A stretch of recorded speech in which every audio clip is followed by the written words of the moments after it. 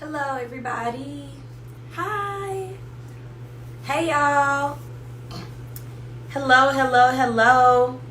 We are going to be talking about forgiveness and accountability, especially when it comes to Black love. Forgiveness and accountability, especially when it comes to Black love. Dr. Alicia is going to be joining us tonight. We know we love her. She is going to be coming. We're just waiting. Hey, Dr. Alicia.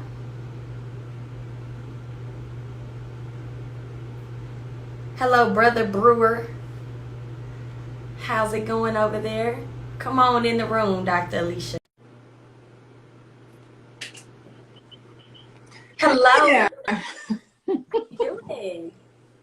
Oh, wait, I can't hear you. Let me turn the sound up. Okay.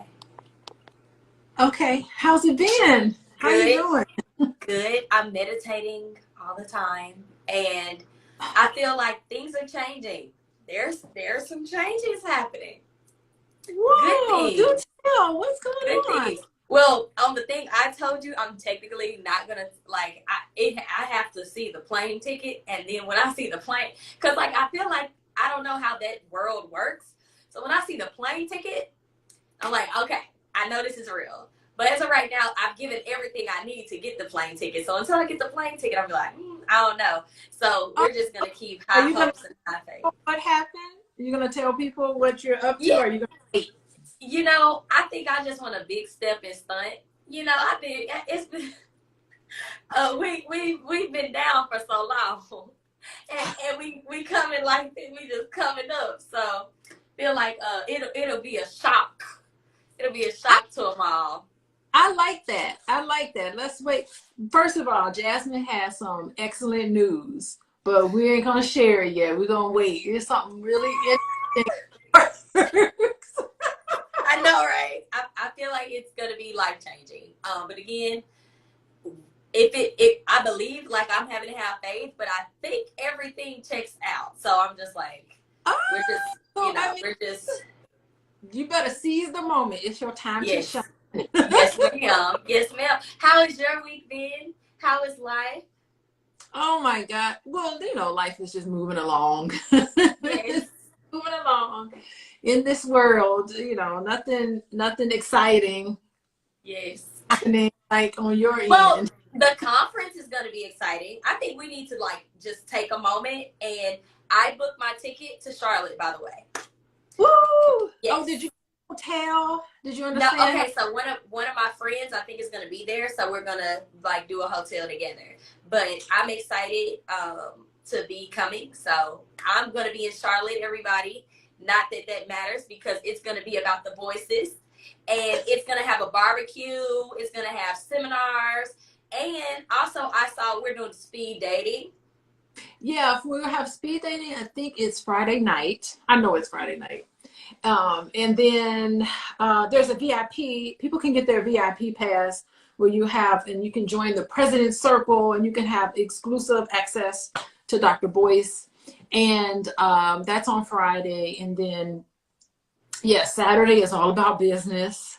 So I'm Yes. going to be there in the audience taking notes. How can I run my business better? And Absolutely. yeah. And then Saturday, the theme for Saturday is gonna be family. So I'm hosting I'll be moderating a panel. So we're gonna talk about family and mental health and what are the gender roles and all of that. Mm. So I'll be posting that. And then I'm also doing a breakout session. I'm going to talk about trauma in the family and healing and all that fun stuff. So that's what I'm doing. And I'm hooking up with some friends. I got some friends from elementary school that I'm hanging out with. That's so And great for me. I'm excited. I am still good friends with um, all of the people I went to school with from the first grade all the way through the eighth grade. The same group Wow. of So I have people. one friend like that. Her name's Jasmine Billy. We talked today. Literally, she's out in Palm Beach, Arkansas. She planned our 10-year class reunion. So I guess like when you go back to those spaces, you kind of reconnect and revitalize those connections. But I already purchased my ticket. But yeah, 10-year class reunion. Y'all keep me in your prayers, okay? Because it's just you going back to what seems like yesterday, but it's been 10 years, and it's like everybody looks different. Everybody got families. Some people married. Some people divorced. Some people, it's like, what the heck? It's like, and we all did this, and what we've become since we left college or since we left high school. So the fact that you still have your friends from kindergarten, I do have at least 2 friends, or one is an associate, but they're still alive. Let's say it like that. They're still alive. I see them on Facebook. I don't have a close relationship, but one that I do, and I've had her since pre-K. Yeah, I mean, it's such a great treat, because this is somebody who they just know you. It's a familiarity that you don't get with anybody else. It's like when we all get together, it's like time stopped. It's like it's right back to elementary school, and we're still kind of silly and all of that. So I'm excited. I'm excited about the convention, but I'm excited about reconnecting, not just with my friends from the first grade, but reconnecting with all the people from last year's convention. It's just, there are people who come every single year. And last year was like my first time kind of stepping up a little bit and doing stuff, and so I got to know a lot of professional people, a lot of the attendees, everybody that's there. So I'm excited about it. It's going to be like a class reunion for the B1 group. So I'm real happy about it. And it's a really good feeling. It's a good atmosphere. It's upbeat. It's fun. It's refreshing, because we're all kind of isolated, and I never get to talk to people who are like me all the time. And so for that, it is really great. But don't take my word for it. You got to go there yourself and feel it. Yes. So. And I'm going, y'all. So like, meet us there. Go grab your tickets. Be there in Charlotte. I know it's some good food. Okay. I know Bojangles chicken. Like, that's down there. I like Bojangles. They size is a little sketch. But if you in the airport, Bojangles, it does hit the spot. And it got a good biscuit, too, with honey. I like that biscuit. Mm-hmm. We went to Bojangles, and we actually flew to Charlotte to go to the Caribbean. And we were in Bojangles. That line, we almost missed our flight. That line was so long. I'm like, I know I can't get Bojangles in the Caribbean. He said, Miss Jenny Mix said Bowberry biscuit. Yeah, like the stuff be so good. Like, for me, if y'all have been following me in any capacity, y'all know how much I love chicken. Like, I love chicken to my core. Jasmine, what is it? Okay, I get that it's Jasmine. She's so random. You are random. I'm like, okay, Jasmine, I'm looking through your Instagram. I'm like, chicken. Okay, what is this? So I have been talking about chicken all my life. I had my 16th birthday party at Wingstop. Like, it's a core staple. On Facebook, literally everybody's like, where's the seasoning? Where's the chicken? Like, where is it? And I'm just like, first off, we're going to make this so scarce.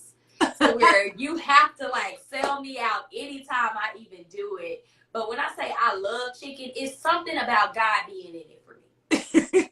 Like the grease, the seasoning, the flour. I plan to teach a chickenology course at colleges and universities.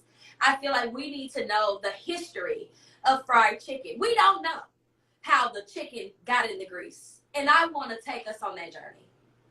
How the chicken got in the grease. There's a title. I like that title. How did the chicken, how the chicken crossed the road? How they get in that grease? How did it get in that grease? Okay. Well, I used to live in Louisville when I was a baby, up until when I was 4 years old. And so when you think about Louisville, Kentucky, all you think about is KFC. I don't know. And I got a friend from Kentucky. Her name's Cassie. Fun fact, y'all go follow my friend Cassie. She has a Netflix show coming out, and she's on a reality show. So she's literally had no social media at all. And when she got on here, I was like, why is she on social? She gonna be on the Netflix show. I said that would be something you do. Yes, she went from no Instagram to Netflix. That's the kind of life she lived. And she's somebody that has hiked thousands and thousands and thousands of miles. Like, she'll go to different countries and hike like 5,000 miles, something ridiculous. Like those Mount Everest type people. Man, we hiked up Mount Washburn, which is the tallest mountain in all of Yellowstone National Park.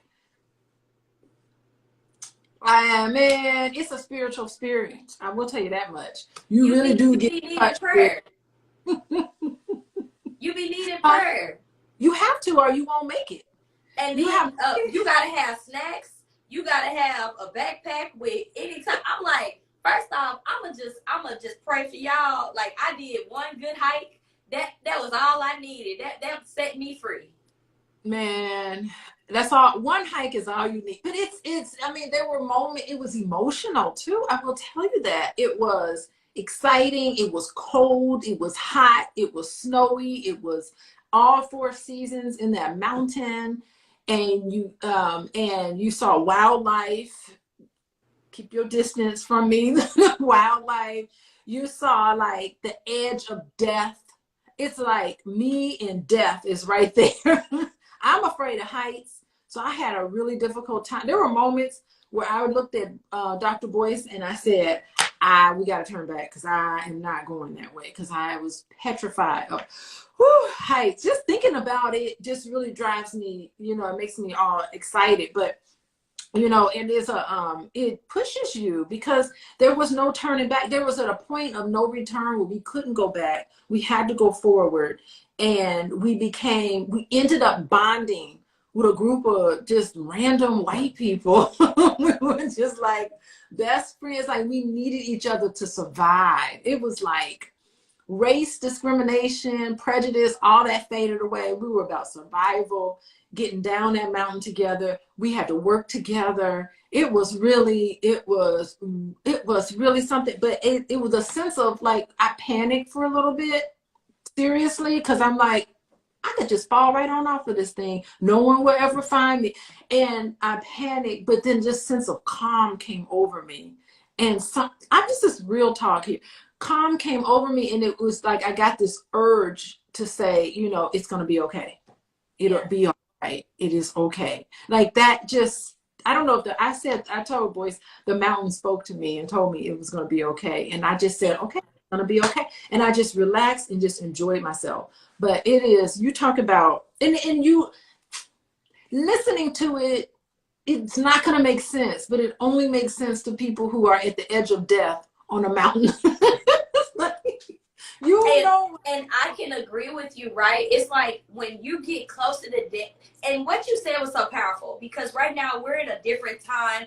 People's races, everybody is against each other. Like, there's so much happening in the news, and it's just like the closer you get to death for anybody, the more we all become the same.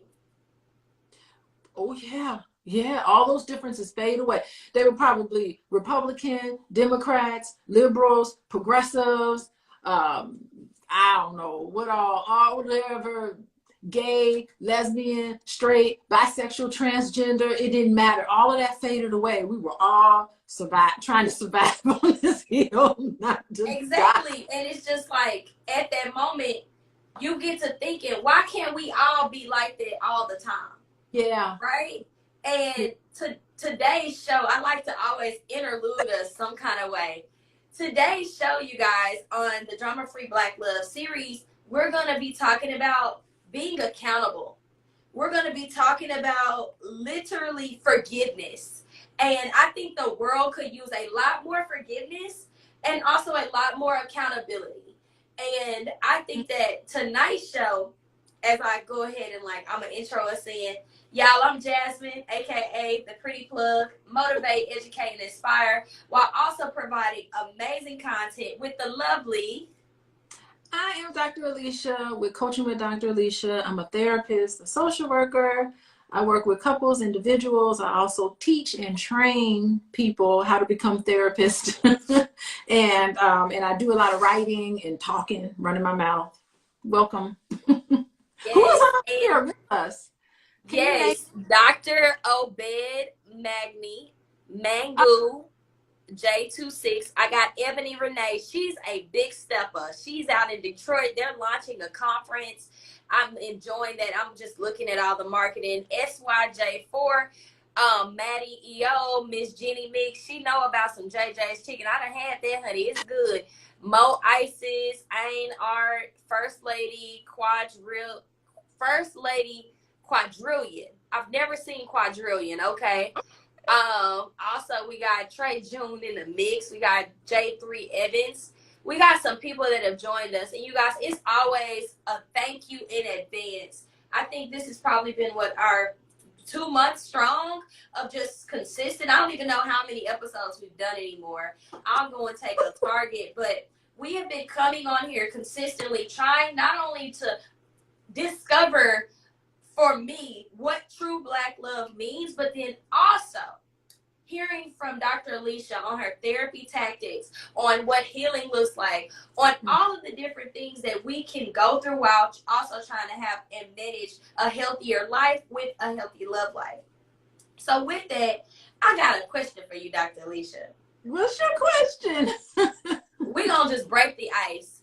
Let's say somebody did something to me, literally talked bad about me, like stole from me. I'm in a relationship with them. Maybe they broke my heart. How do I forgive? Oh, hold on. Wait, okay. So somebody did you wrong. Let's just pick one. Let's pick one example. Maybe somebody in the audience. Has anybody done y'all wrong? And what? Have you had somebody steal from you? No, and I haven't. I steal a piece of my piece. That's okay. Take it on my piece. Have you had somebody do you wrong? What did they do to you? Something that you could share. All right, so I can give you, the person already blocked me on Instagram, so this has been a good. So they won't hear you. Yeah, they ain't gonna see it. So, in the world of entrepreneurship, you're often trading your time for money or your money for time, whichever one, and for services. And so I was working with a vendor in order to get some of my products out. Let's just say the product was some water. Of course, it's not no water, y'all. I'm not selling no water right now, but it was some water. And chicken. Let's say chicken. Something for my chicken, right? And vendor. Okay. Mm-hmm. Yeah, so it's a vendor trying to get something for my brand, and I'm paying I'm paying the price, right? Like whatever the intro is, the consultation fee, the whatever, I did my part. And for me, if the other business person doesn't have a process for me to follow, it gets a little bit more challenging for me to understand, like, expectations. Like, okay, I paid you my money. Do you give me something back in a week, 2 weeks? Like, what does that look like? I'm managing my timelines. Well, when we first got in business together, which technically we never really got in business, it was just a few things here and there, I was supporting another one of her clients. So again, I'm just like an innocent bystander. She helps with events. I'm supporting one of the women for the events. Long story short, as we're working together, my working style is a little bit more different. I'm more like, I do things based off calendar. I try to, map out things. I'm a planner. I know who I am. I'm a planner. As much as I try to do spontaneity, it don't work for my lifestyle. So with her, she literally said, hey, I'm off vibes. I do stuff off vibes. I'm a viber. And, not a viber. Right. And my thing is, well, it took me some structure to get you some money. I hope the vibe get back to me at any time. But overall, the relationship didn't work out. She literally looked at me in my face and was like, nope.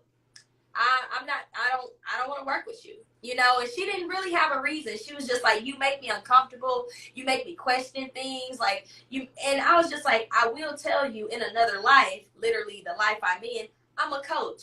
I'm not coaching you, but if we're doing things together and I implement certain processes as a business person, I help people to get more clear, more consistent. I put things and tools in their place so that they can maximize on their income. Like, that's my day-to-day job. So if I'm working with someone and their processes are a little frustrating, I'm not coming to change you, but you will hear, hey, I'm expecting this, or hey, when am I going to get this? I'm going to ask you questions.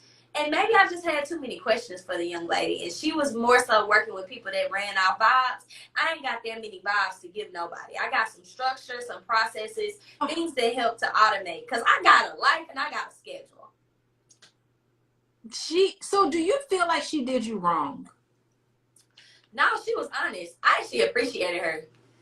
Like, some people will play like they like you. And every time she was just like, hey, I don't really like you like that. I'm really not fooling with you. And when she would tell me, it would shock me. But at the same time, I would be like, thank you. And she would be like, oh, that was so freeing for me to share that. I thought that would be harder than what it was. And I was like, you know, for me, it should be easy for you to relieve like whatever's on your chest. Because A, I'm not gonna fight you. B, you know, yes, it hurts, but at the same time, I understand that I can't work with everybody and everyone can't work with me. So it's just a learning lesson.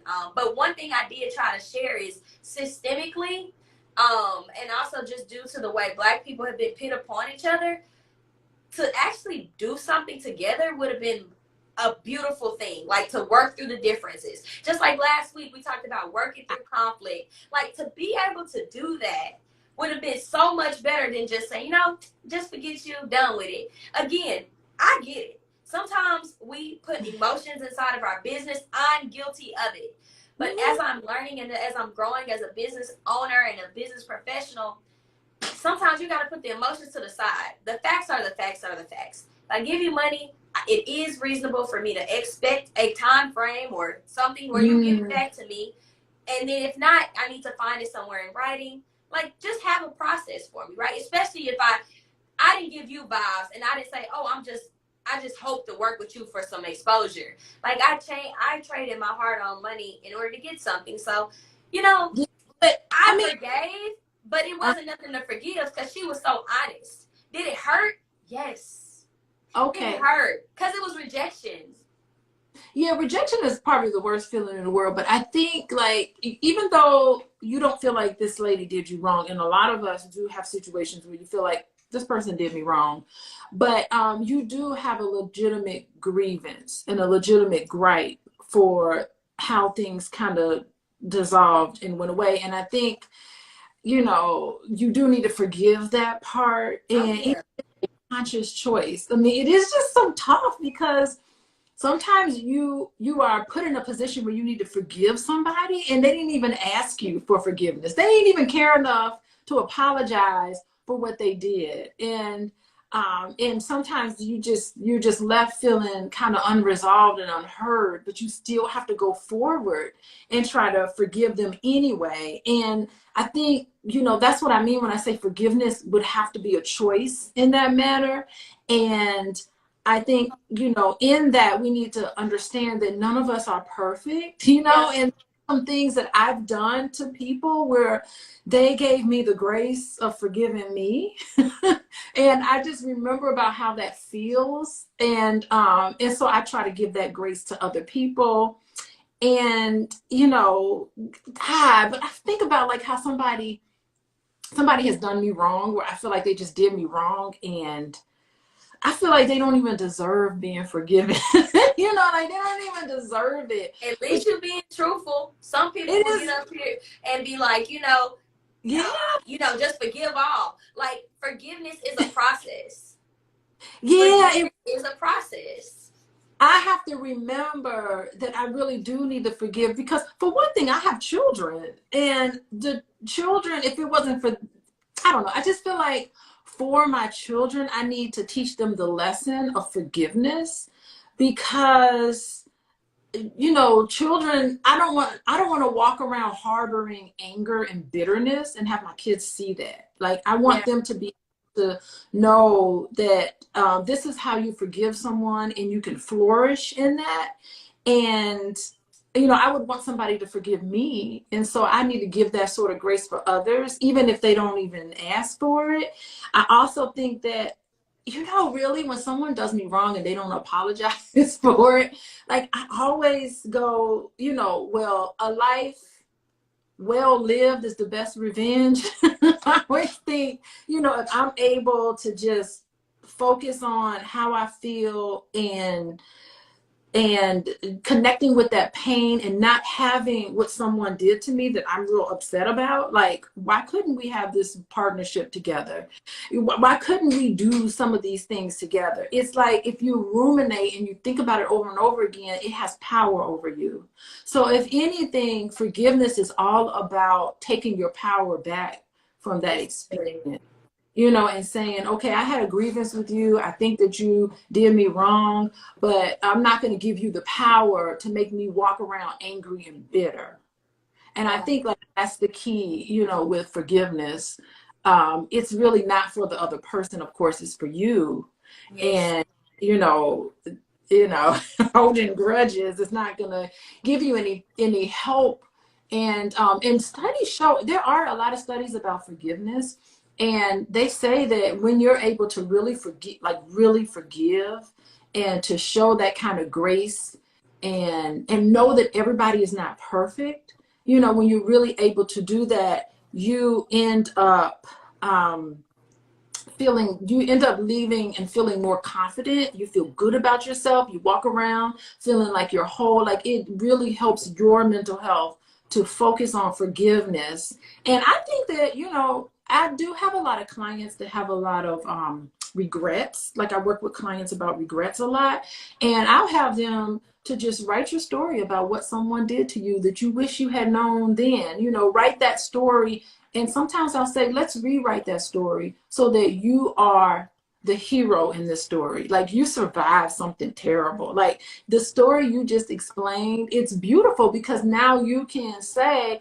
this is what I learned. I learned that we were just different people. She was floating off of vibes. Vibes don't help me in how I work. You know, I tend to, like, I'm a planner. She's a viber. And it's not to say that I think planners and vibers can actually be really good, complement each other, but you can look back on that and say, you know what, I made it through. You know, Yeah. and smarter and wiser. So I mean, there's never really a negative that can happen to you, and I think that if you take that sort of approach, like lessons learned from this, and I ain't going to repeat that, I think it will help you to forgive. Yeah.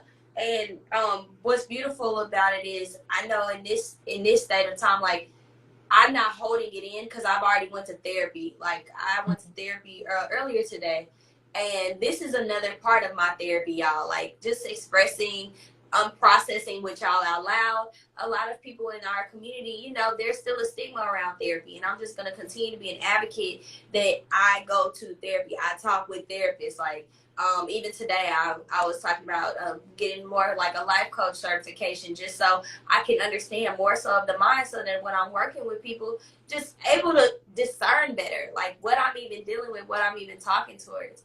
But I wanted to read some of the comments because somebody said we don't read the comments. So I was like, all right, like we do. So let me go back up. We had Unlimited Faith. She said, I had someone say to me before, and she could not understand why she felt that way, and she told me. So I think Unlimited Faith, she was acknowledging, like, somebody told her, I don't like you, and there's no reason. I don't have a real reason why I don't like you, but I just don't like you. And I think that's perfectly fine. I would rather have someone tell me, it's going to hurt now. Let's be clear. This is going to hurt. I'd rather have somebody tell me, I don't like you. Don't know why I don't like you, but I don't like you. Versus somebody that plain don't like you, they smile in your face, and then next thing you know, like they're really somebody that, you know, not really where they're not really beneficial to you in the long run. We have Maddie E01 says, Doctor, if you go to Africa, you are considered white. They will call you Hmong. The term is okay. Swahili speaking to refer white people dating back in the 18th century. Okay, I think Mr. Maddie or Mrs. Maddie, that may be a little bit off topic for today. And all right, I realize people are fallible. We've all hurt someone at some point, so I give people grace. And I think until you got to that point where you absolutely know that you're not perfect and that you do make some mistakes, like, forgiveness is going to be hard for you because you haven't even, like, learned to see that you've made mistakes. And I think that's where that accountability comes in. Also, INR says, what's the Yeah, I want to comment on that because forgiveness does not mean reconciliation. It don't mean reconciliation. Forgiveness means finding your peace. I'm at peace with the whole thing. That's what forgiveness is. I mean, sometimes part ways and say, thank you for the lessons learned. I'm at peace for how this turned out, and understanding, it's peace and understanding and love and all of that. That's what it's about. But if you don't need to, you don't still need to be friends and still need to date that person and all of that, you can let them go. That's good. And I Mm-hmm. had Art said, what's the point of being unforgiving? Who does it hurt? I do for people because I want to, not because I expect something from others. That way I don't feel like I'm lost or they got over on me. Yeah. Yeah, that's true. I agree with that. That's a good comment. Thank you. Yes, I have my friend. His name's Xavier. He's in here. He said, man, that was the hardest thing for me to accept about some of my bad decisions in a relationship. And I love that. Oh, Taking I had in a relationship. He said that was the hardest thing, just to acknowledge that there were some bad decisions that he made when he was in a relationship. And I'm gonna be honest, like all of our breakups, it wasn't them. It was some of us. Like if I'm honest, like there were areas of improvement, and people probably vocalized some of those things. And I do know some relationships where I was like, I'm not able to do this, but also it's all a learning process. Like mhm. I think when we think about Black love and we think about forgiveness, it's finding someone that's willing to kind of put up with the parts of you that aren't where they need to be. And if that means like they stick with you because not because of your potential per se, but they genuinely love you as a person and they give you grace. And through love, people actually transform. I don't think nobody changes, but through love, they transform. So I think that brings about my next question, Dr. Alicia. Like, when you're in a relationship with someone, how do you know that this thing that they got going on is forgivable? I can give you grace and I can keep taking this that may not be giving me the peace, but I know that you're my person. Like, where do you go in that moment? Like, how do you get there to even know that that person is worth some of your peace being taken just due to their very nature? Yeah. Uh, you gotta have a conversation with them. You need to talk to them about what happened, whatever it is. Like your friend, I don't know what this guy did in relationships when he felt awful. I don't know what happened to him, but just a scenario. Your partner is your partner is expecting you to come through for them, and you don't. And you Yeah. don't come through for them. I mean, you really do have to.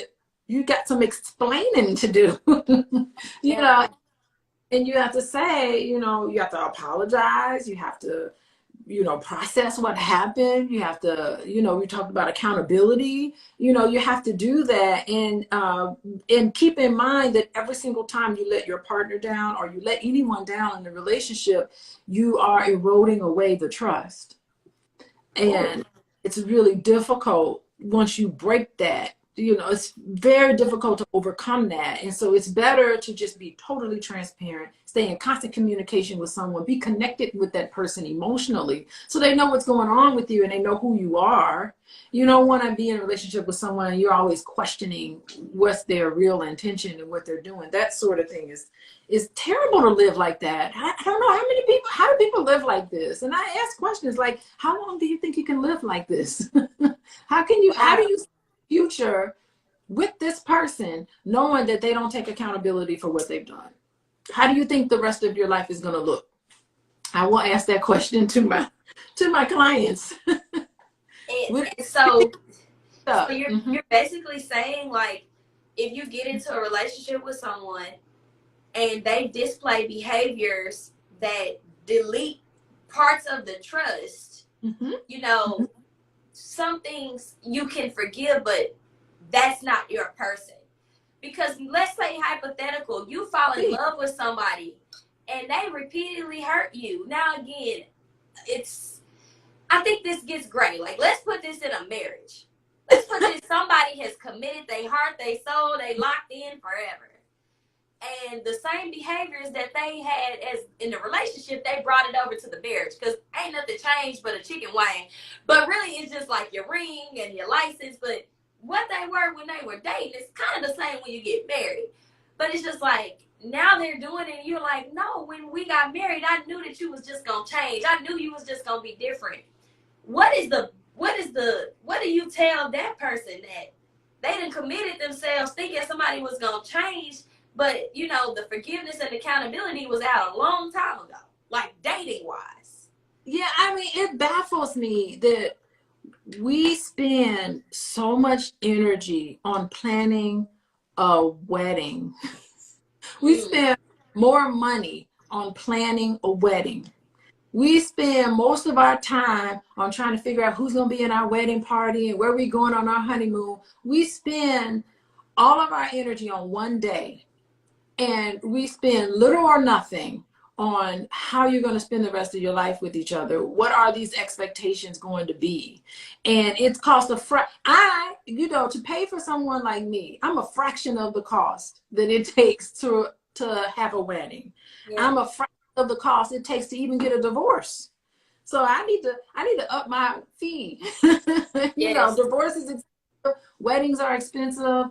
Your marriage is what's valuable to you. So it just always kind of baffles me that I see, a lot of couples in my office that didn't have these conversations about expectations and what we're going to do, any of those things before you get married. And then you get married, and right at the honeymoon, sometimes during the honeymoon, it's this big letdown, and you're wondering why are things falling apart when you had a perfect wedding because you worked on it and planned on it, but you didn't plan on how to spend the rest of your life together. It baffles me. But of course, I didn't really know that in my first marriage, so that would have been nice. Would have been nice if I had that information. But we're talking about forgiveness and accountability, and I think that a lot has to happen. A lot of conversations need to happen, a lot of processing before you can even get to forgiveness.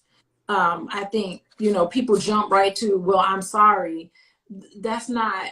You need to hear how I felt, my side of things, why that was so painful to me. You need to have some empathy for me, and I need to hear you. Like, what drove you to want to do these things to me? What drove you to want to act in this way that hurt me? Did I hurt you? Okay, I hurt you too. Okay, what did I do? And you have to process all of that first before you can even get to forgiveness or even accountability or to say I'm sorry.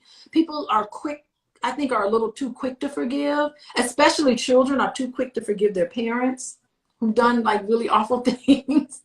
I feel Wow. like sometimes you just want to join with that person so easily that you're too quick to forgive, and you skip over and you don't process what actually has happened. Slow the conversation down. Go through this terrible experience bit by bit, so that both parties need to know what they've done to hurt each other, why it hurts. And the fact that it hurts means it's got to remind you of something it got to be a familiar feeling. It's triggering something for you. Having a conversation about what is triggering, what should have happened. Like, so there's so many things that need to be processed first before you even get to, oh, I'm sorry. Because if you forgive too easily and you haven't gone through those steps to process things, it will happen again. Mm. Yeah. That's good. Mm-hmm. I mean, sometimes I just gotta listen. God gave me 2 ears and 1 mouth for a reason. And You are.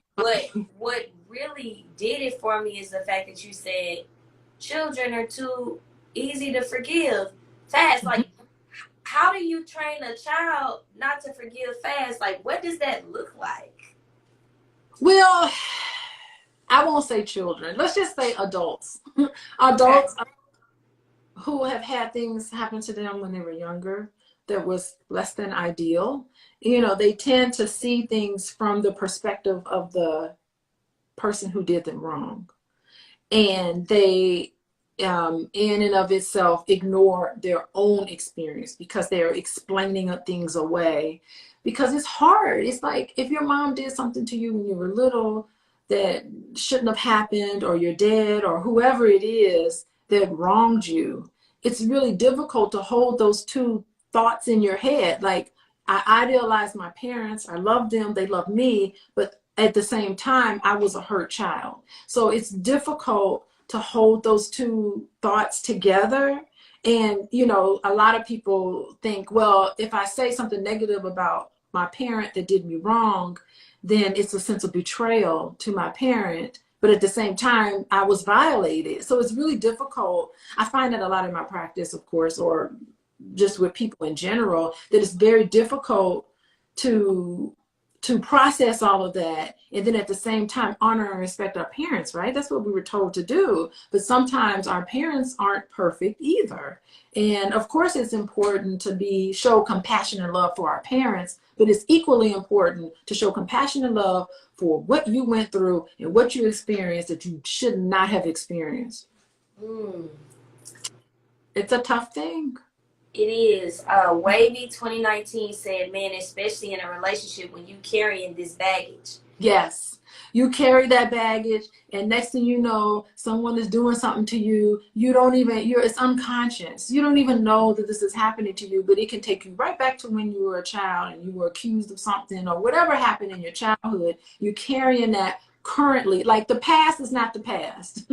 You know, the past is happening right now in the present, and you go back to whatever age you were, you react childish. All of us can be very childish at times, myself included. I ain't above all of this too. I understand. Sometimes I act childish, but I need to tell a story about what that reminded me of. You know, and I say, you know, and then after all of that, then we can get to apologies and accountability and I'm sorry's and makeup and all of that. But people who aren't willing to go through that process, they're not, when you said, you know, how do I know I should just give up on this relationship, or how do I know that it's worthwhile staying in? Anybody that's willing to go through that, is willing to join you in your pain, and you can join them in their pain, that's always a good relationship. So someone who talk about it with you, I don't want to talk about it, just refuse to talk about it, that's toxic. Okay, so you just set some people free here, because in the millennial generation, it's like, you got a problem, I got a problem. Like, I gotta wait till I'm all of these things healed, perfect, before I can love somebody. But it's just like, we're never gonna be perfect. Ever. So it's like, if we both can handle our pains, navigate it, work through it, communicate it, then that's what builds this beautiful simulation of love and healing. And INR said, validate their feelings, let them know that their feelings matter. I repented to my children when I realized I got something wrong. That is so beautiful. That is so wonderful. So beautiful. I mean, you could talk to your children about what you did. You could say, gosh, what I did was really terrible. How did that make you feel? And don't explain it away on your side. Focus more on, what was that like for you? How did you feel? What were you thinking? Talk to me about that, because our children bottle things up so much, and they don't have an avenue where they feel like they can kind of like get everything off their chest. And you asking that question, who's this guy? Who's this person that said that? It's Ian Art. I think she's a woman. You get a gold star today, because you're not perfect. What's beautiful about it is no one expects anybody to be perfect, right? But it's the process that you go through when you make a mistake. You know, and that's great. And nothing's worse than just like tearing a child down and then making them feel ashamed, you know, for and not having an avenue to release all of that, you know. And then these kids, they go around with all this hatred and bitterness in them, and then they go out into the world and they can cause havoc. So beautiful. One thing I was looking at someone's Instagram story, and it was a father playing with their daughter, and you know how much that father admired their daughter, and it was like probably under 3.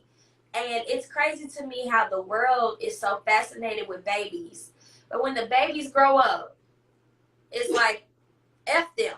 You know, whoever they are, whatever they've been through, they just kind of get tossed to the wayside. But at one point in time, you adored. It's like the value of humans goes down the older you get.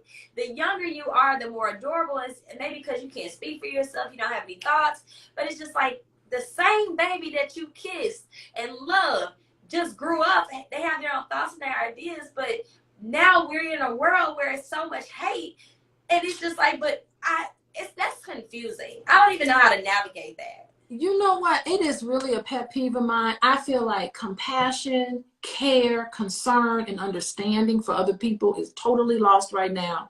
Nothing bothers me, gets me going more than when I hear comments and when I read comments that totally dismisses people's feelings. They try to act like feelings don't matter. Feelings is the only thing that matters as far as I'm concerned. And I think, to restrict people and to chastise them and to make them feel awful about what's going on with them. I mean, that is just, it is really something that I'm totally surprised that is so rampant. It's rampant in our culture. It's rampant in our political systems. And I think it's strength. It is a strength to talk about how you feel and what's going on with you. You should be applauded for those things. It is not a sign of weakness to talk about your feelings. Oh my gosh. Can we just take a moment, everybody here that's with us or that'll watch this video, if you've ever taken the moment to express how you feel, can you just like give yourself a hug or a pat on the back? Mm-hmm. That took so much to do. Can everybody just pause? Like, if you've ever said, that hurt me, or that didn't feel good, or, this made me feel like, mm-hmm. Give yourself a hug. Because to be honest, you could have not said nothing, and then you could have just go shot some people. Yep. That's why they give you a gun and send you off. Like, in my ideal world, things would be totally different than it is now. Mm-hmm. Yep. Yeah, I love it. Does anyone have any questions? We've been talking about accountability. We've been talking about forgiveness. I would love to invite any one of you all up on the stage to unpack, to share. This is like a community. It's not just about me. It's not about Dr. Alicia. It's about all of us getting to a state where we're comfortable with Black love, where we're comfortable to receive good things, and we're healing. More healed people, more healed women, more healed men, more healed LGBTQ, however you may classify yourself. More healing to the world. This world it got so much going on. So much. Yes. I love this. What do you think? There's some new people that joined. Yes, we got Jano Much. That's Janet. We got Summer Living. We got C-Matt. We got Bree Walton. We got Virgo grad student. We got Sandra Philly. We got A West Fly. Does anybody want to come up? What's good, C-Matt? Does anybody want to come up and talk about healing? That come in. Huh? You always have friends that want to come in. Yeah, and like it's a lot of Black men that watch this. And what's funny? Really? Yes, it's crazy the response to like Black men have been showing up. The more I do this, can I tell you something that happened? Girl, I went to the Apple store this weekend. Okay. And I was getting my laptop. I have multiple laptops, but one of them I needed to get it fixed. And I walked into a healed Black man. He was woke. He was a poet. What? He communicated about all of these different communities that healed Black men go to. We talked for 2 to 3 hours. And then we went and found some food. Girl, I was in the restaurant crying because of the healedness of him. Now let me explain. Because I got a whole nother perspective, and I gotta thank that Black man, because without his perspective, I was gonna be showing up a little different. I was showing up a little more raggedy. He had gone through so much in his life. He was actually born of an incarcerated woman, so his mom was in prison when she had him. He didn't meet his mom or see his mom physically, she was in jail, until 2018. 2 years later, in 2020, she got hit by a truck, a 16-wheeler. or 14, whatever. It's a big truck. I forgot. And he had to be the main person handling the grief, the person that was handling like the will, the funeral arrangements, because he was the oldest son. And as he communicated to me the different books that he's read and the different teachings that he follows, and how he literally reads books made by Black women, and he did nothing but affirm me for like 5 hours. And I was like, oh my God, I about fell in love. I ain't gonna lie. I found my Black love all in one time. Instagram, we should invite him on. Listen, sis. Look, I didn't slid in the DM, I'm trying to figure it out. But in general, it could have just been a healed Black man, and his intentions was just to be really nice. And to be a healed Black man, he didn't do that in order to gain anything, which is wild. I ain't never been affirmed so much in like 5 hours. And that man didn't want nothing from me. He didn't want nothing. I was like, that's Were you right. Phone number? Were you trying to talk to him? We got each other Instagram, but the point is, Dr. Alicia, because y'all, she be trying to hook me up so much. Y'all don't know. On the back end, Dr. Alicia be like, you gonna find you some Black love, because at this point it's time, and I'll just be like, LOL, girl, it's ghetto out here. We have two totally different perspectives on Black love. Right now she got her husband. It's becoming. There are healed Black men finding me. They are healed. I'm declaring it. Healed Black men will find Jasmine and Angelica. If that's the case, then there's something in you that's healed, or he never would have paid you. So there you go. There you go. And you tell me all the time, I'm lovable. And I was so vulnerable. I felt so vulnerable, and like, I imagine you in the restaurant crying. And I was like, I cried because of how much he acknowledged how the Black woman is everything that, any Black man could not only want and need, but he had literature. He was reading, I'm talking reading the books of these authors, and how he says, I'm unlearning toxic masculinity, and I lead conversations with other Black men so that we can get better. And there are things that we messed up on. And guess how old he was, Dr. Alicia? How old? He was 34. Okay. I said, Jesus. But he was also divorced too. So like, I connect a lot with divorced people, because we have a different experience. We've done it one way, it didn't work. We're in another life. We're trying to find out what works best for whatever it is that will make the most sense. But I said to myself, God, you so good, because there are so many women praying and wishing and praying for healed Black men. And my number one question was, what y'all gonna do when you get one? Or when they show up to you? What you gonna do?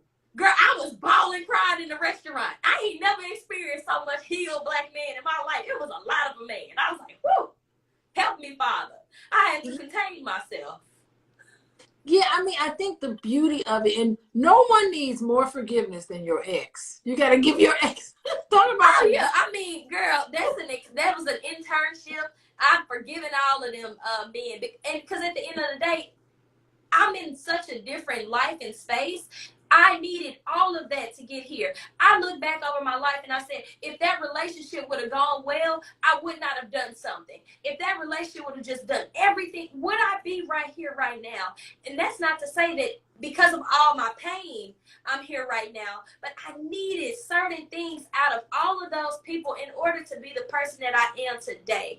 And then to go unlearn, relearn, heal, it's all an experience. And to be honest, I would rather have 10 experiences and then end up with one good experience for the rest of my life than to have one experience, get hurt, and never try to love again.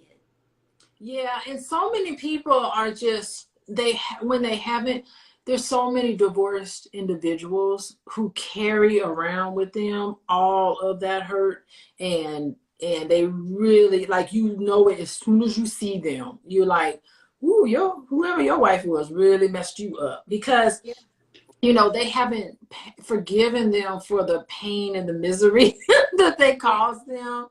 and they carry that around with them. So yeah, that level of forgiveness, I think you're connecting with people who forgiven. Yes. That's the thing, because there's there's some other people. It was a lot. I couldn't handle all that positive, healthy masculinity of Yeah. affirming and reclaiming. And I said I could just broke down. I wasn't gonna lie. I said I was ready to reproduce right then. I said, Lord, let it be. You was fertile. You was fertile right there in that. Girl, that was too much healed.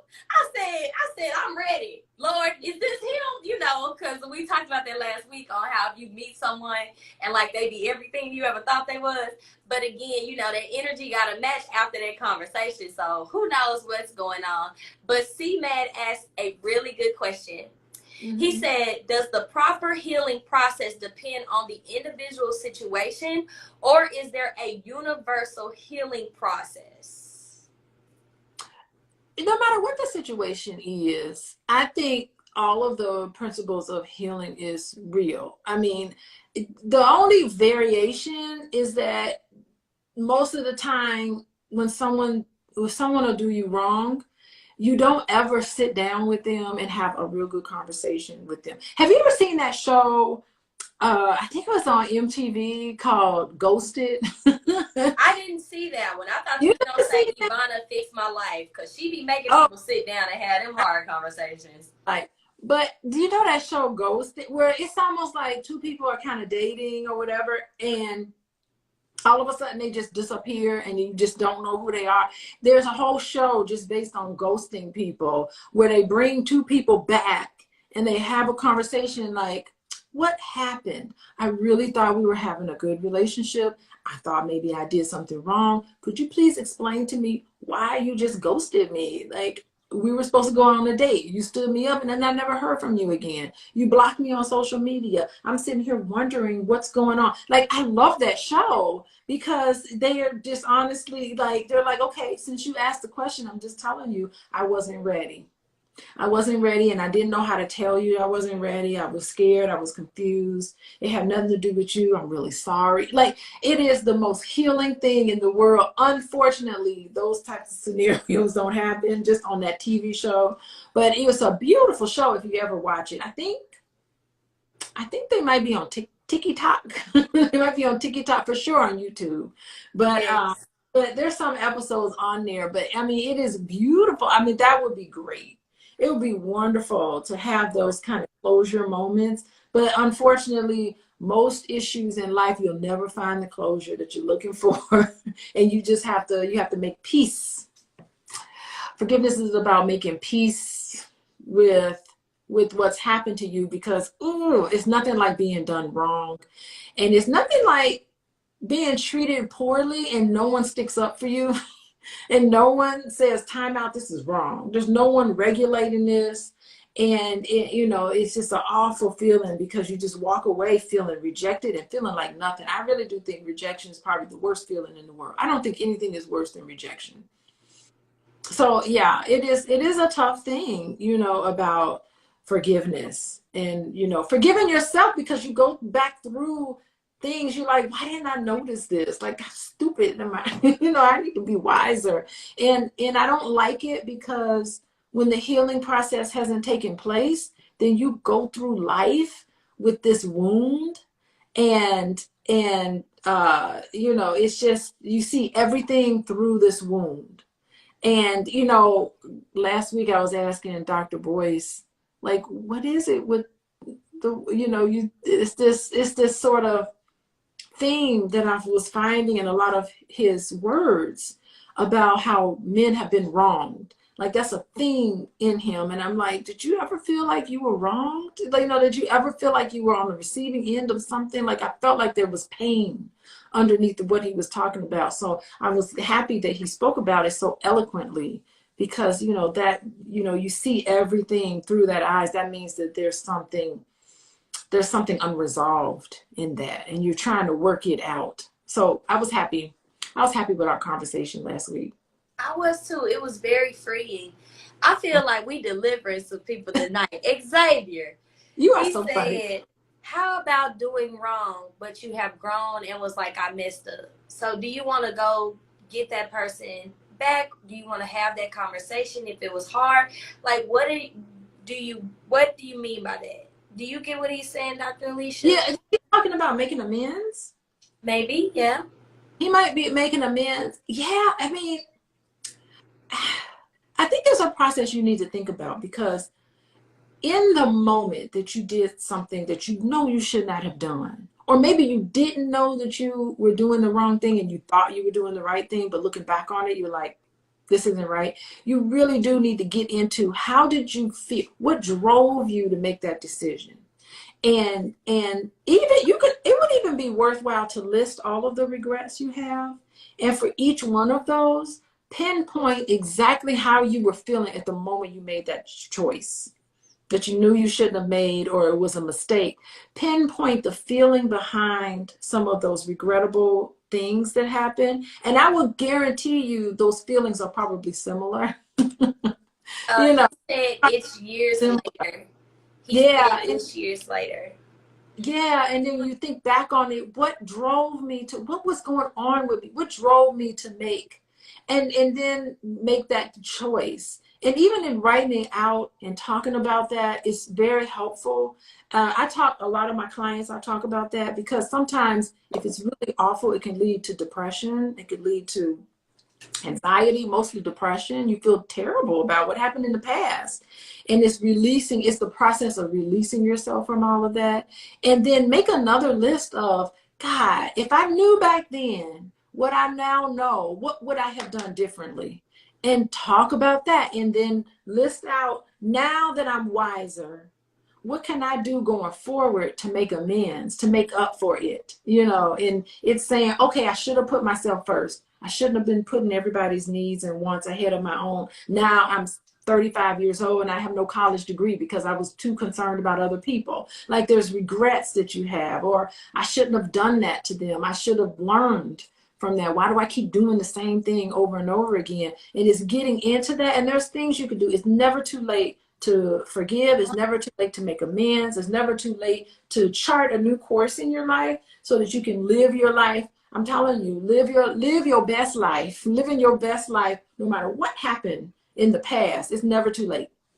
And C-Man had a question, but for X, I feel that if it's on your heart to go and share with somebody like that, you know that you were wrong and like you processed it. I saw this video and it was just like, not only should you forgive yourself when you maybe were functioning at like a low vibrational energy, you weren't at your highest self, maybe you were in survival mode. There were so many factors, but the true turn is when you go back and apologize and you're able to acknowledge what you did wrong. And I think there's never a wrong time to just maybe send that text or maybe send that email or maybe give that person a call and say, I'm sorry. Write a letter and mail it, and or send it or email it or text it out. Write that letter and then release yourself from it. Or if they're not around, because a lot of people have, or if you don't have access to them, you don't even have, it could be an imaginary, you could talk to a chair, you know, that's part of therapy, you know, talk to an empty chair. I like to put the picture of the person that they, you know, need to ask for forgiveness, put a picture of that person in the chair and read to them as if they're there symbolically. I also think once you're done with it, you might want to take the letter and just burn it. Okay, so I mean, that's always nice. And C-Man, I promise I'm getting back to you. He said, is that being selfish by asking for that forgiveness? No, because I don't think it's being selfish at all. If anything, it's being selfless.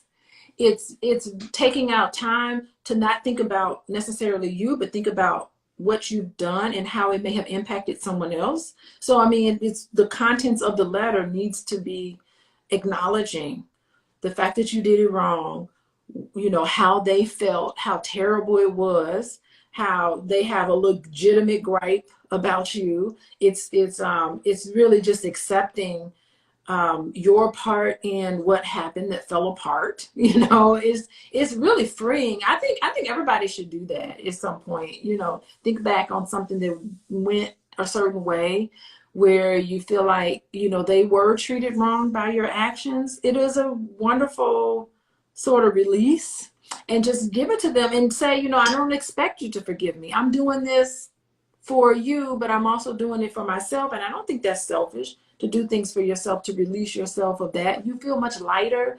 You go along with your day and you don't have that hanging over you. I mean, it's a wonderful thing. Both sides, the forgived person and the person that you've wronged, it's very helpful. Yeah. Okay, C-Med asks, could you completely heal without forgiveness? Um, what do you mean without validation from the other person? Basically, because I Saying, talked yeah, about like more healed men, and he's like, well, what if I choose not to ever forgive that person? Can I be fully healed? Or does fully healed equal fully forgiven people? yeah, because if you walk around with that bitterness and that feeling that you've been wrong, you walk around with that, it has an impact on your physical health, your mental health. It has an impact on your ability to love and to live your life the way you're supposed to live. You know, it weighs on you. It's heavy. It's a heavy weight on you, and it can block. It can become blocks for you. And no, I think that you really should work toward letting that go. Mm-hmm. Mm-hmm. It's Wow. possible.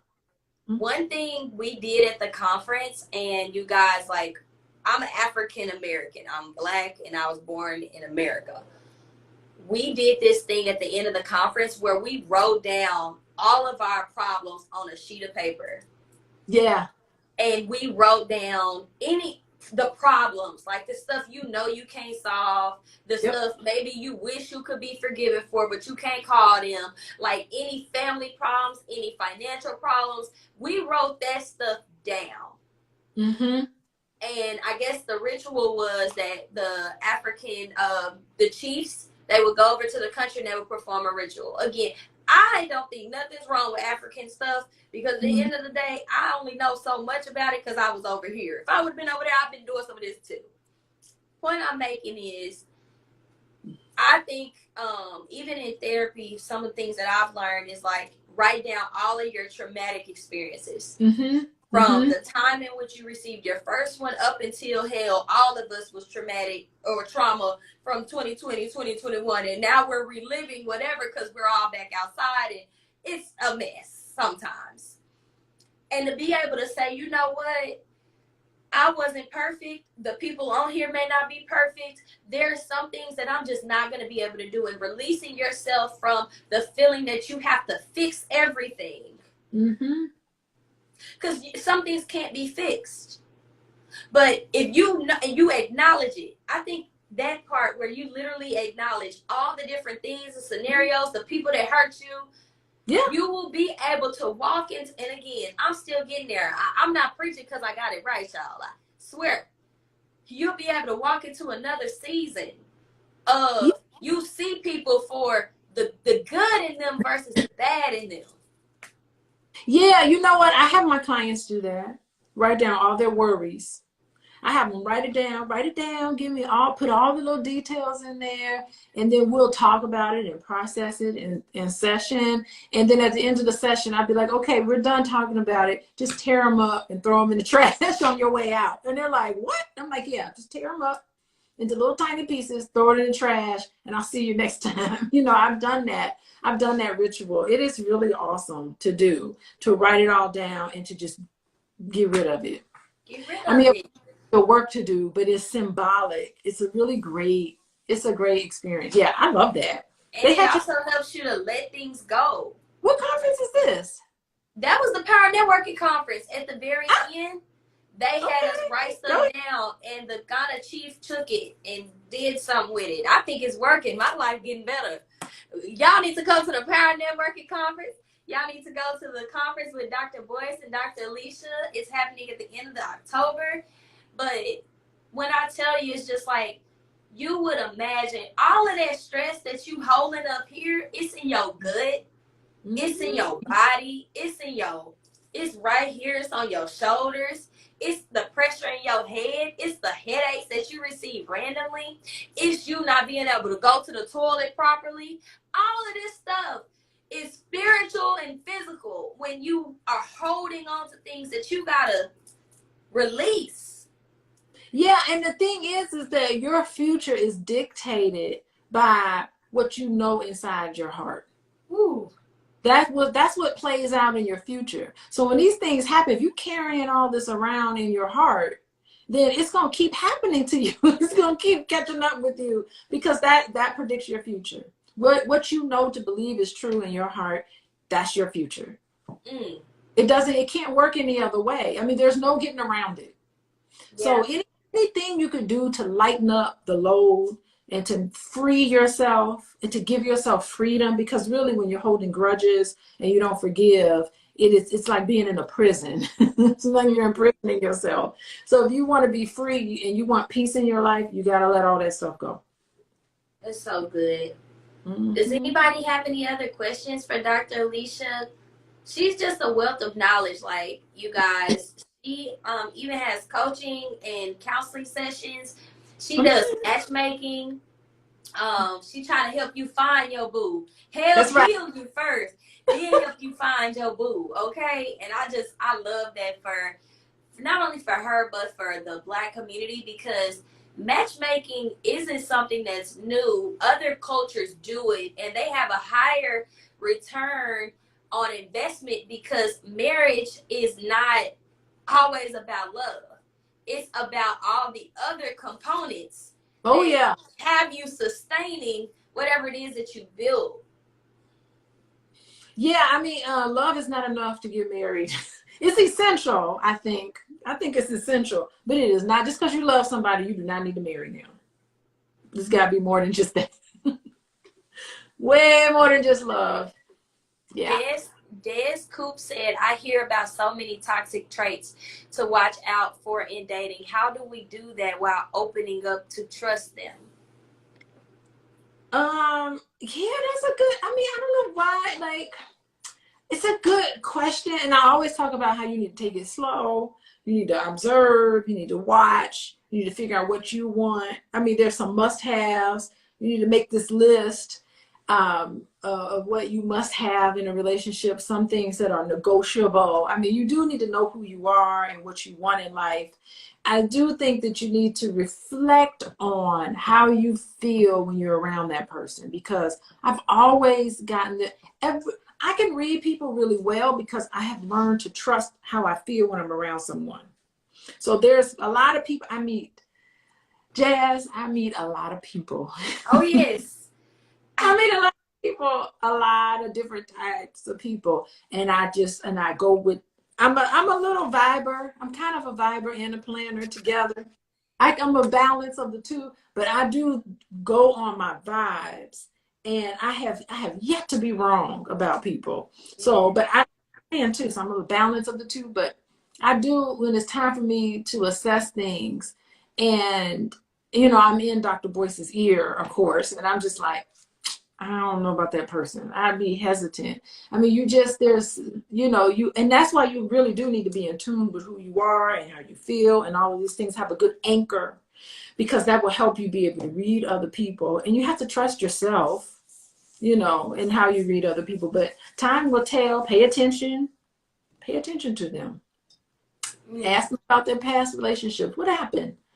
If it's all them and not about you, well, that person was crazy and that person was crazy and that person was crazy. You're like, okay, all right. Just take it all in.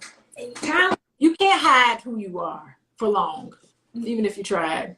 Maybe one of our last questions is how to build your discernment muscle. Because discernment is not given freely to everybody. I'm a victim of not having a good discernment because I see the best out of people, but I be feeling it, but I don't trust it. But it'd be like, I should have, right? But it's like, how do you really build that discernment muscle properly? Oh, it comes from, for me, I will say it comes from meditation. I meditate all the time. I try to stay very grounded because that helps you with discernment. I'm very reflective, and it just comes to me because I practiced it for so long. But I do have a very spiritual, meditative side to me that I've developed, and the way I develop it is not going to be at all the way anyone else develops. I think it is unique to everybody. I cannot give you my formula because what works for me is not going to resonate with you. So you have to find your unique way, and we all going to get to the same point of having discernment. But it really is, and I think that when you have conversations with yourself, however you do it, however you talk to yourself in dreams, and there's a whole bunch of different methods that I use, and it grows because really your subconscious mind is saying, oh, she's paying attention. Let me give her some more information. And you get really wonderful. It's a wonderful process. It can come as a feeling, you can test these things out. I mean, I think that really I would start, if anything, I would start with meditation. Help you discern. I meditate before I see clients. At the end of the day, when I'm done seeing clients, I take a very long shower. Like the water bill is probably really high. It's because I have to wash all of that away because I absorb everything that they have because I want to do a good job. I'm not clairvoyant, but I want to be, I want to be able to really be there. And so, there's a process. That's just my process. I don't know. For some people, it could be a long walk. It could be whatever it is, but you really have to be in tune with yourself first. And then you could, and be in tune. What's interesting is that I went somewhere today and someone walked up to me and said, I bet you're a therapist. And I said, how'd you know? And they said, I can just tell because there's something calming, there's something about you. And a bunch of people were saying, yeah, that's so true. And I'm like, doesn't everybody act like this? And they're like, no, everybody does not act like that. So it's just weird. So, and it's a long process. It's really turning on your light in a way. Like we all are light bearers in a way. When you turn your light on, other people with their light on, so to speak, is there. And light just means you're just in tune. You're in tune with yourself. And you come across that way very peacefully to people. Wow.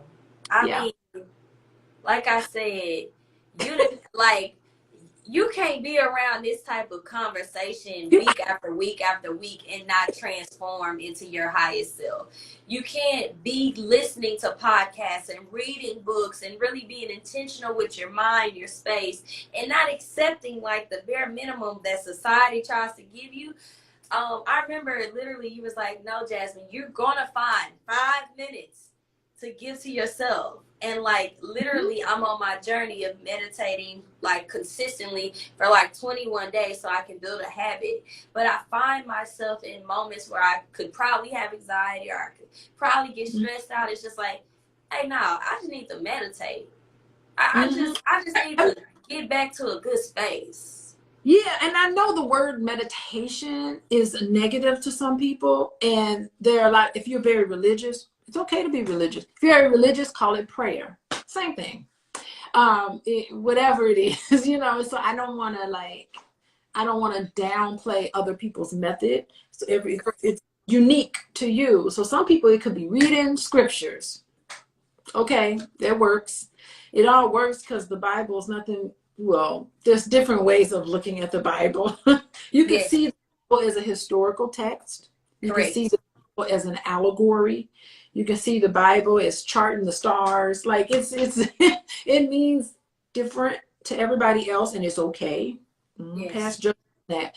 But for people who see the Bible as an allegory, it can definitely clear up a lot of things for you instead of a historical piece, or both. Maybe, I don't know how people feel about it, but for some people it could be prayer is important. But I call it meditation because that's what I use.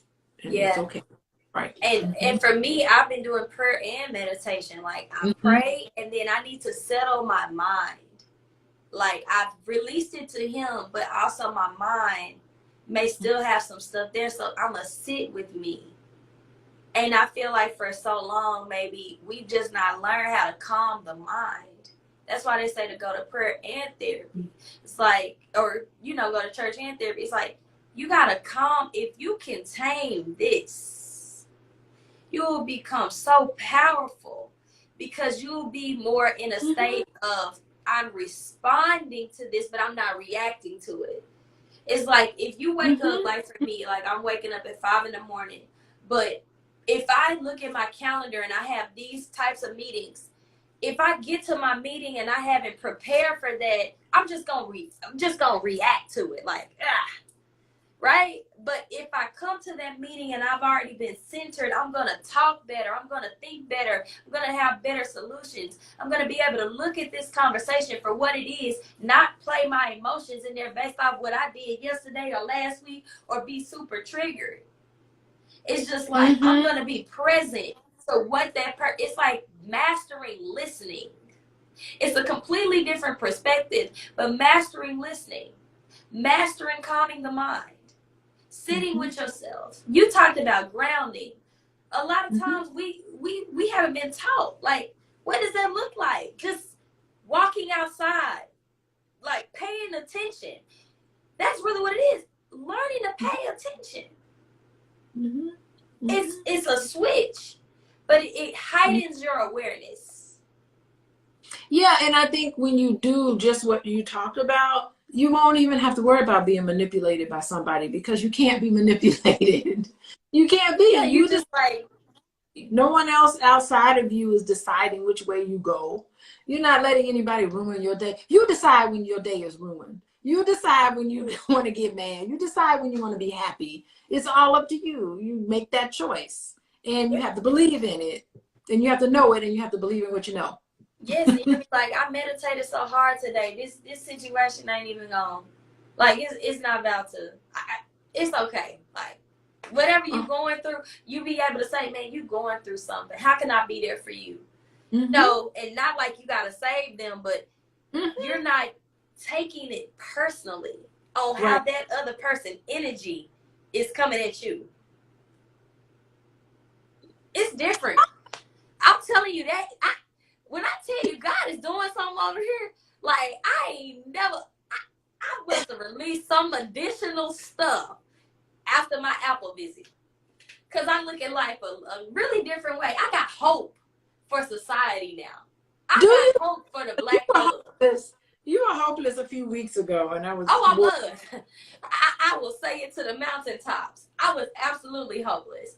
But I feel like the hope is there, and that there are some healed Black men, healed Black women coming, and they are not going to have some of the challenges that we had before. They're going to navigate conflict. They're going to forgive. They're going to hold people accountable. I'm speaking it into existence, because if I speak the other stuff, it'll never come. But if I speak it into existence, well, a change is going to come. Well, it is true. You just have to walk around knowing that that's what it is. I know that's. And that's what I picked up, and I'll tell you, like, I learned that from you, Dr. Alicia. You like, no, there are tons of Black men that are just waiting to receive. There's an abundance. There's an abundance. Yes. And that shook me for so long until I get it. There's an abundance. Yes, there's an abundance of everything. There's an abundance. Do what's right to attract it. It gravitates to you. That's what you meditate on. There's an abundance, and it's all coming to me. Woo. Meditate on that. There's an abundance, and it's all coming to me. There's an abundance, and it's all coming to y'all. There's an abundance. It's coming to y'all. Somebody should have put some hearts on that. There ain't no abundance coming to y'all. I should have got some hearts. We don't have to have hearts. It's okay. It's those that believe it's true, they know it's true. We don't need to have hearts. Makes sense. Aren't you something? Okay, well, let me get out of here. I always keep you longer than expected. Y'all thank Dr. Alicia for her time. And enjoy the rest of y'all's night. And we'll see y'all next week for another episode of the Drama Free Black Love series. Have a good day. Bye, y'all.